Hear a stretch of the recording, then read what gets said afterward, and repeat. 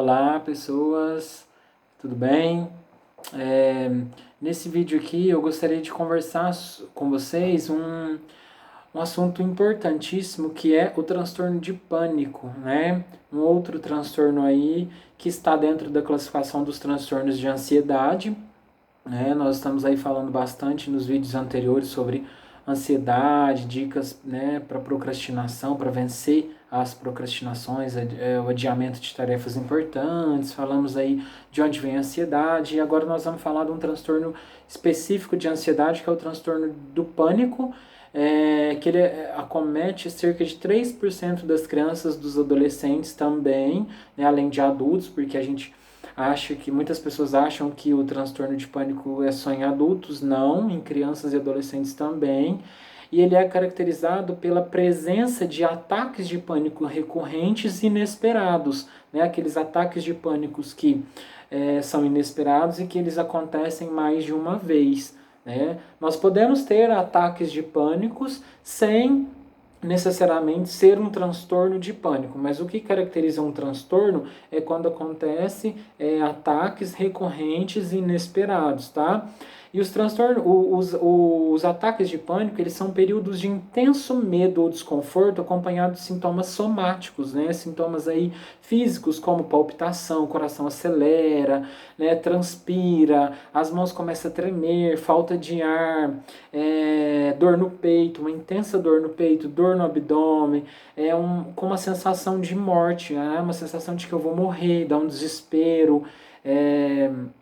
Parece, muitas pessoas às vezes vão pro pronto-socorro, né, com uma sensação de infarto mesmo. Então, esses ataques de pânico, eles geram um sofrimento bem significativo, né, muito ruim, as pessoas ficam muito mal. E outra característica, né, que pode acompanhar o transtorno do pânico é a presença de agorafobia, né? A agorafobia é uma ansiedade ou medo de lugares abertos ou cheios de gente, como se fosse acontecer novamente um outro ataque de pânico. Então eu tenho medo de frequentar lugares onde eu possa ter um outro ataque, e aí o que, que eu vou fazer? Quem vai me socorrer? Enfim, e aí a pessoa começa a evitar essas situações com medo de um novo ataque de pânico, então é bastante sofrido, né? Os ataques de pânicos, eles são comuns também de acontecer na escola, né? Às vezes as crianças elas podem desenvolver agorafobia também, que é o medo de frequentar a escola justamente por um medo de um novo ataque de pânico, né? E hoje eu vou falar um pouquinho sobre a técnica Acalme-se. São 8 passos para você lidar com crises de ansiedade, inclusive ataques de pânico. Quando você tiver crises de ansiedade, tá? Se você conseguir treinar esse Acalme-se, é bem legal, porque são técnicas para a gente aprender a lidar com essas crises de ansiedade. Os ataques de pânico ajuda bastante, tá? O passo 1 é você aceitar a sua ansiedade. Um dicionário define aceitar como dar consentimento em receber a ansiedade, ou seja, concordar em receber as sensações de ansiedade. Mesmo que pareça um absurdo no momento, né, aceitar essas sensações no nosso corpo, só assim a gente vai conseguir perceber que se eu tentar evitar as sensações de ansiedade, isso só vai aumentá-las, né? Porque o que, que acontece? Quando eu estou com uma sensação de perigo, né? Quando eu tenho um alerta de perigo, o que, que o meu cérebro faz? Ele me prepara para vencer o perigo, para lidar, na verdade, com o perigo, né?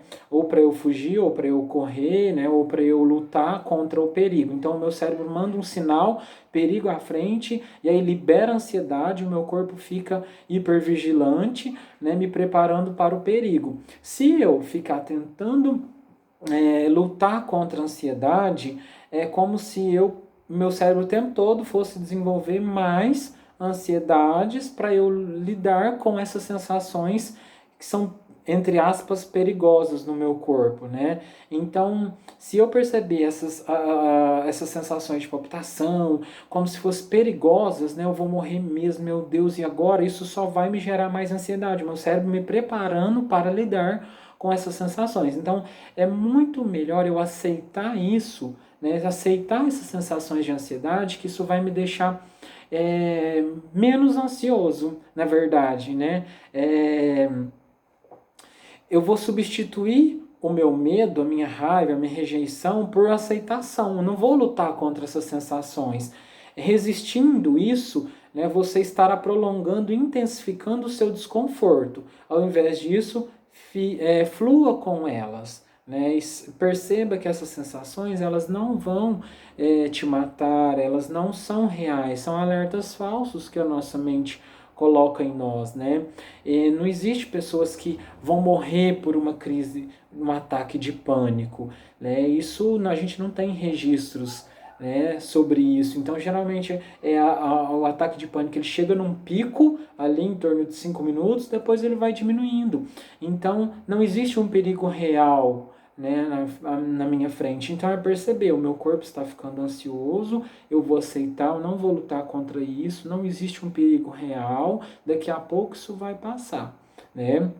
O segundo passo é contemplar as coisas em sua volta, não ficar olhando para dentro de você, observando cada coisa que você está sentindo. Não, é deixar acontecer com o seu corpo o que ele quiser que aconteça, sem julgamento, se é bom, se é ruim, é apenas olhar em volta, né? Olhar à nossa volta, observar cada detalhe do que a gente vê à nossa frente, tirar o foco de nós, dos nossos pensamentos, para focar lá fora, focar no que eu estou vendo, né? Se eu estou observando uma árvore, o que tem em minha volta.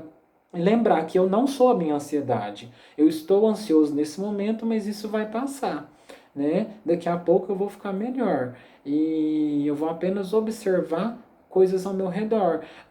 Né, tem alguns autores que trazem algumas atividades no momento em que eu tiver, para eu não ficar focado nas sensações interiores, porque senão isso vai me preparar para mais ansiedade, né, como se tivesse um perigo. Então, eu só distraio o meu pensamento para outras situações. Então, às vezes, começar a subtrair de 200, né, de 200 eu vou subtrair 7, então de 7 em 7 eu vou fazendo contas mentalmente, ou eu vou lembrando do que eu fiz hoje, do que eu comi, ou eu vou, sei lá, né, distrair o meu pensamento com coisas ao meu redor, tá? O terceiro passo é agir com a sua ansiedade, é agir como se você não estivesse ansioso. Isso vai funcionar com as suas sensações de ansiedade, né? Diminuir o ritmo, a velocidade com que a gente faz as nossas coisas, mas manter ativo. Eu não vou evitar, eu não vou sair correndo, desesperado, interrompendo tudo para fugir, não. Se eu fugir, a ansiedade vai diminuir, mas o meu medo ele vai aumentar. Então, assim, né? Na próxima vez, a minha ansiedade ela vai ser pior. Então, se você ficar onde você está, continuar fazendo as coisas bem devagar que você estava fazendo, a ansiedade e o medo vão diminuir. Então, continue agindo com a sua ansiedade bem devagar, ok? Percebe que isso não vai, é um alerta falso, não vai te matar, não vai não é um infarto, você não vai desesperar, não vai perder o controle, não. Vai chegar num pico e depois a ansiedade ela vai diminuir.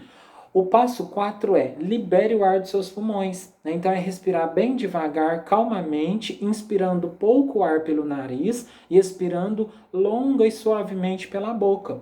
Então tem até uma técnica, né, onde a gente faz uma conchinha assim com as mãos. Então a gente conta até 3, puxa o ar contando até 3, né? E eu vou segurar, contar até 3 e depois eu vou expirar, soltar o ar contando até 6. Tá?